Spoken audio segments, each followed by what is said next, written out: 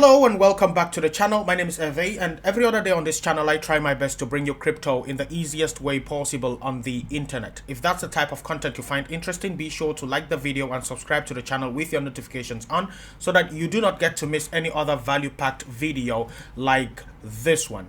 Now, I do have links to exchanges that I use in the description, including links to the Discord and Telegram channel and my other socials. So if you want to use those links, they will be in the description for you. Today we're going to cover the S&P Bitcoin from the monthly to the 4-hourly time frame, and we're also going to cover the altcoin market and Bitcoin dominance.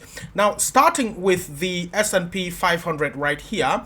This is the S&P 500 on the monthly time frame, and starting from here we can easily see an inverted head and shoulders, with the first shoulder actually pointing to 43, 42, which will be the 0.618. 0.618 is the Fibonacci from the all-time high. So from the all-time high to this local bottom right here, the 0.618 is at about 43, 42. The head of the inverted head and shoulders will be 46.51, so $4,651, which will be above the 0.786. And if I was to give a precise figure there, I would be taking the Fibonacci of this candle actually, and the Fibonacci of that candle will put me anywhere around 4,439 as the actual zone where the S&P plunges back to the downside. So for now, that will be my analysis for the S&P. We can also see that the monthly stochastic is still pointing upwards. Now, I believe that this thing will top out anytime that this stochastic gets to the overvalued right here. Dropping down to the weekly time frame on the S&P, we can actually see that the 100 weekly EMA, we noticed that price action on the S&P always rejected that 100 weekly EMA before we had a mega crash. So if we look at the 100 weekly EMA right here, let's take these Fibonacci out. We will see that before the S&P went to the gallows, basically, so you have your gallows, before the S&P came down to here, it always rejected off of the 100 weekly EMA. So the 100 weekly EMA is a zone of rejection, as we have clearly seen from the past. Now, these are two key price points, not enough to actually make a pattern, but well, we have nothing else to look at. But here we can actually see that the S&P is holding up very well above that 100 weekly EMA. So we think that price still has some ways to go to the upside. Now, the stochastic is in the overvalued, I know, but it can't stay overvalued while price goes to the upside. If I was to look for a mega crash, I would actually be expecting some type of bearish divergence on the monthly. So if I get like a bearish divergence anywhere on the monthly right here, that will be my cue for a coming crash. Now, going to Bitcoin, we're starting here on Bitcoin's monthly time frame. First, we can see that this dip which we had recently was simply a retracement back to the 0.5 Fibonacci of this particular candle, which we then bounced from back to the upside. Now, that's really just the only thing that we can see on this monthly. Everything else is what we have covered already on this channel. Now, according to this monthly time frame, it will be best that BTC closes above the 0.236 to stay bullish, which will be at about 27,177. That will keep BTC bullish if BTC can close the monthly candle above that figure. Dropping down to the weekly time frame, we can see several consolidations right here that have been leading to price increases. Now, here we have right at the bottom, that's at about 15.4 to 17 to 18k. We had a consolidation there for about 9 bars and 63 days, and here again we had another consolidation for about 9 bars and 63 days. Now, if we are to factor that in again, then we will be going for another 9 bars and 63 days, and this week should be the week that we take off according to past price history right here. So these are two key data points which is not really valid to be taken as a pattern. But if we go back to the past right here in 2019, then we will also see something similar. We see here in 2019 that we had a consolidation. So first consolidation starts here, that's the first dip here, to this point where price explodes to the upside, we had 9 bars and 63 days, same like we are having here in the modern market. And if we come back here to 2019, then we start to have lower consolidation of about 4 bars and 28 days, 4 bars and 28 days before we have a move to the upside. So we seem to be having these consolidations regularly. Now, according to the price chart right here, we did go to the upside by this descending channel right here. This descending channel led price to the upside, and this is the target for the descending channel. If we put that here, you will see where it broke out of that descending channel. You will see that price actually fulfilled the target of the descending channel by going up here at 25k. Now, the second move to the upside seems to have been caused by this inverted Adam and Eve pattern. The inverted Adam and Eve pattern, which you can clearly see from here. This second target, which is 41% to the upside. The first one here is 47% to the upside. The second one is a 41% move. The inverted Adam and Eve seems to have been the cause of that price move to the upside. We also do have another pattern that formed here, which is the inverted head and shoulders. Now, this inverted head and shoulders is something that we covered in this channel. We're talking about it. We talked about how price would come back to retrace the second shoulder after forming this second shoulder right here. We did say that liquidity will be down here, so you would expect a move to the downside before a continuation to the upside, and that's exactly what we have seen from here. Now, note that all of these sequence of structures lead to a final destination, which is something that we've talked about on this channel. We've talked about our golden pocket, which is up here. So all of these sequence of structures lead to this point. At least that's what we can see for now. Now, the caveat to this weekly time frame is the stochastic. I would actually expect that the stochastic is undervalued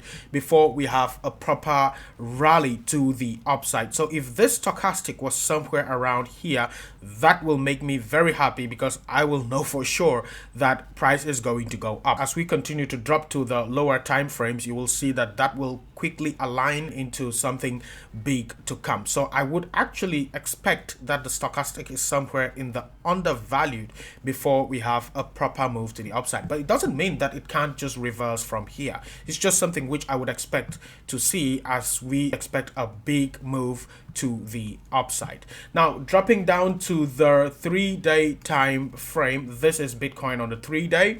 We will quickly see the stochastic in the undervalued. So when I see the weekly, the 3-day, and the daily time frame all in the undervalued, I expect a mega move to the upside. Now, this stochastic in the undervalued signifies that seller momentum is quickly dropping. So yeah, we should be expecting a move to the upside in the next couple of days and weeks. So if I was not invested in crypto already, every other dip that I would be seeing will be a buy the dip opportunity. Not financial advice, of course, just something that I would do if I wasn't invested in crypto already. Now, you can also see from here on this 3-day time frame, this is something which I didn't see before, that price did dump by 22% from here. So normally a lot of traders would expect to see the same type of move to the downside right here. So the 22% will be bringing price back down to about 23.8k.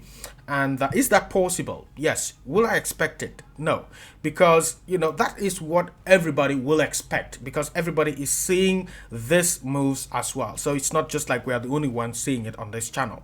When you see price move by 54% from the bottom right here, came back for a retracement. Now this retracement should tie with the 0.618. If we take that like so, yes, it does tie with the 0.618 right here. Perfect 0.618 actually. So it retraced the golden pocket right here and moved to the upside. Now remember that around this region, I was actually thinking that price could go as low as 18k. Yes, the 18k would have been the 0.786. You have to know that it must not always go to the figure, to the exact figure that you expect. So if you are expecting 23k around here, it is better to DCA in your way to that target rather than just sitting and waiting for the exact target. This also means that as price continues to go to the upside, it doesn't mean that I'll be waiting for 47k religiously. I will actually DCA my way out of the market as BTC goes to that target, depending on the confluences that I get, of course. And this also depends on the type of coin that I'm holding anyway, because some nanocaps I may not sell them at all. I got into nanocaps pretty at very low levels, which means that I haven't even found their base prices yet. So it's of no use to sell them because I'm basically selling them when they are basically at zero. Yes, so I haven't found their base prices yet. They will rally a lot, and I think as they dump, they will find their base price then, as more people adopt the micro or nano caps. All right, so dropping down to the daily time frame, we do see a morning star candlestick pattern right here. This morning star candlestick pattern, which is signifying that the move to the downside may have ended. We also see the stochastic in the way oversold area, which also signifies to us that price may be heading up soon. Now we can also see the AB equals to CD pattern. This AB equals to CD actually projected the move to the downside right here. So if you take a trend line from here and you measure it like so, it should be giving you the target down here. It may not be so exact, but yes, at least it gives you a big move to the downside. This is something which I failed to see in our last predictive analysis video. Hopefully I don't do that again. Now, also, we seem to be in the trenches of a descending channel, and to see where that might lead, we have to invert the chart. Doesn't mean we cannot see it if we have the chart in normal, but just that when you invert the chart, it takes away the bias and then you see it quite clearly. So as we invert the chart, we can see clearly what seems to be an ascending channel. Ascending here because we have inverted the chart, yes? So it's like so. Yeah, okay, so as we invert the chart, we can see this, and the target for that ascending channel, or say the descending channel in the normal sense, the target for that seems to be at about 31k. You see clearly what seems to be a bear flag. Now there are some caveats to this, but if we are to go with a bear flag scenario, which is what I am rooting for here, we will see that the target for the bear flag, this target will be taking us all the way to 43k. Yeah, 43k. And also note that if we do come down here to 31k, there will of course be a retracement back to the downside. So if we do something like so, there might be a retracement to the downside before we continue the move down or up to 43k. So inverted, so if we invert back the chart like so, you will see the move going up to 43k. So generally here on the 4-hourly time frame, I would expect a retracement back to the downside. However, I would have two zones right here that I have mapped out, which I expect that retracement to happen. The first zone will be between 27.7 to about 27.8. The second zone for the retracement will be between 28.5 to about 28.9. So these are the first two zones that I would expect BTC to retrace from. Now your question might be, if it does retraces, where would it go? Like if it retraces back to the downside, where could it bounce from to move back higher? And if I invert the chart, like so, we will see that if BTC did retrace back to the downside in our normal chart, so if it did retrace back like so, retrace back, so if it went up and retraced back to the downside in an inverted chart, you will see it retracing back up like so. Now I would actually expect that for it to keep moving higher, it retraces back to this previous consolidation right here, and my marking candle right there will be this particular candle, and the zone at which I think it could retrace will be 27k. So exactly 27k is where I think it could bounce from if it was to move back to the downside and keep momentum still to the upside. I would expect a retracement back to 27k, then we continue the move to the upside. That will confirm a higher low right here, and if we go back to the daily time frame, that will be a retracement, somewhat of a retracement back to the 0.618. That will be okay. Let me see where that will go. So if we go like so, that will be a retracement back to the 0.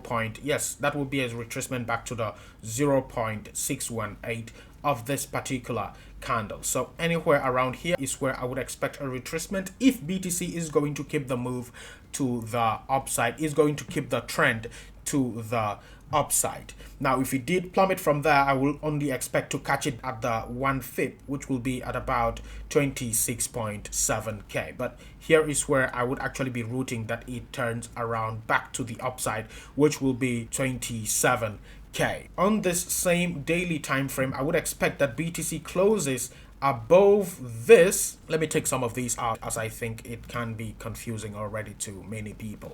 So on this daily time frame, I will expect that BTC closes above this 0.382, which is 27.3. 27.3 is where I would expect BTC to close above. I would expect that BTC closes above 27.3. If it doesn't, still I would expect that BTC bounces at 27k to keep the move higher. Okay, because this 27.3 will be the support of the entire structure. Okay, so according to Fibonacci anyway, so I would expect that BTC keeps the move higher by closing above 27.3k. Now moving on to the altcoin market right here. Now this is the weekly time frame for the altcoin market. We are actually hoping for some type of recovery right here, and we could actually have some momentum coming in the altcoin market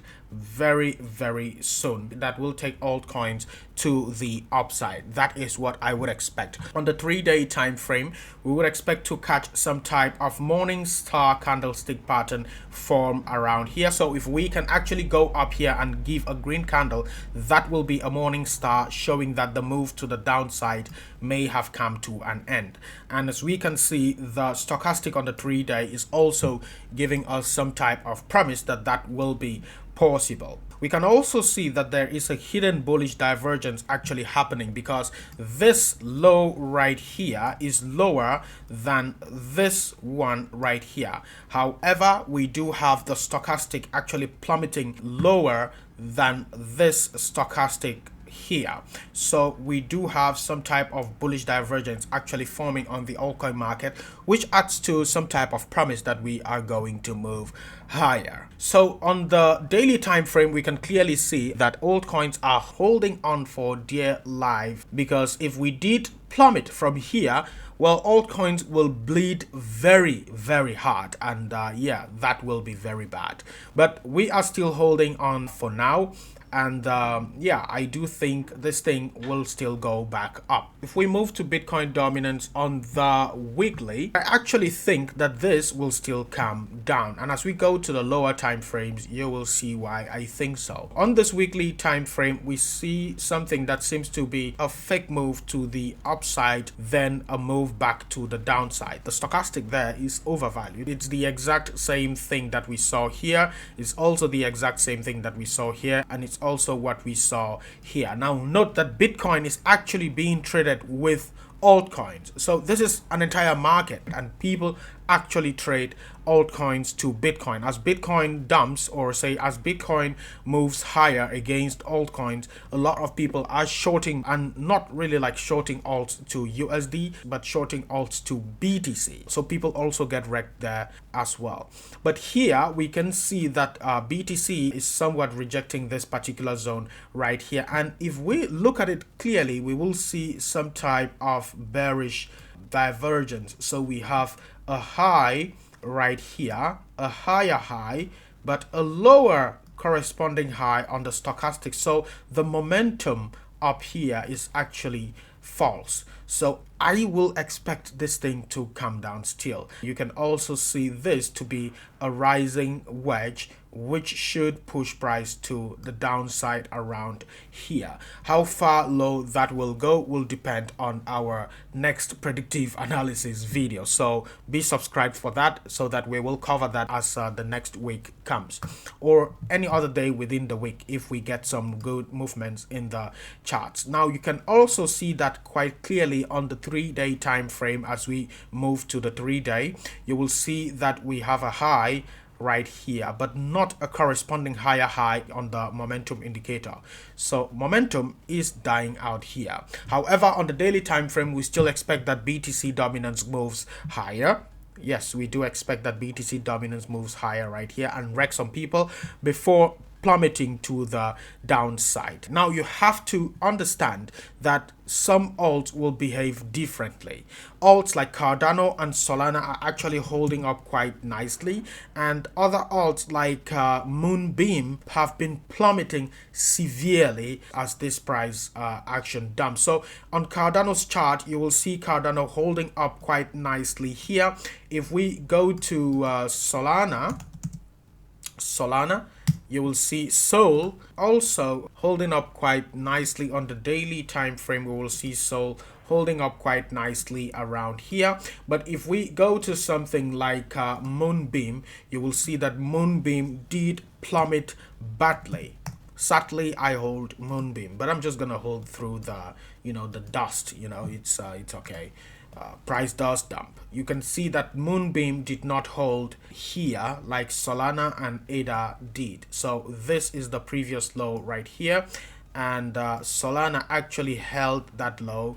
ADA held that low as well, but Moonbeam did break its own low and plummeted down to hell right here. Hopefully it's just going to move to the upside relative to that stochastic there, but I do wonder, it may have been some type of token unlock or something, which I will probably update you in the Discord or Telegram channels. You may use the links to that in the description. That brings us to the end of our weekly crypto wrap-up, folks. I hope you did enjoy the video. I hope you did learn something from it. If you have any questions, let me know in the comments. If you found something interesting and you want me to look at later, let me know in the comments. Until the next video, stay safe.